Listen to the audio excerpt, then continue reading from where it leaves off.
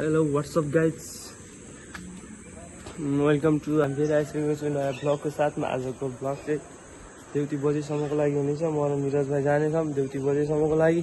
छिटो चट्टा भरेर अब स्कुटीमा यहाँ निरज भाइ पुरै हिरो भएर मान्छे जाँदाखेरि भेटौँला। त्यो चाहिँ मान्छेलाई माग्नेको सबैको लाइन भिड छ।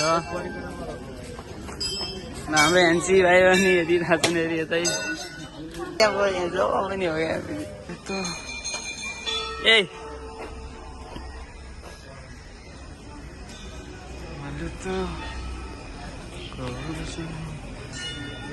सैनिक कल्याणकारीको सडा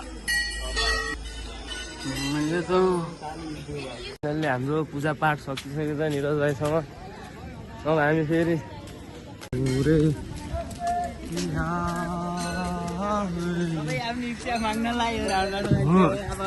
तर म सबले राम्रो केटा माग्छन् तर म सब ठाउँ अवस्थित हुन सक्दिनँ।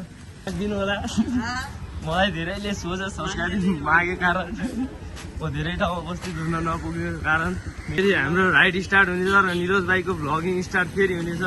हाम्रो स्कुटी यही हो, प्लेट नम्बर यति हो, हेर्न सक्नुहुन्छ। हिरो स्कुटी हो, हिरो निरज भाइ।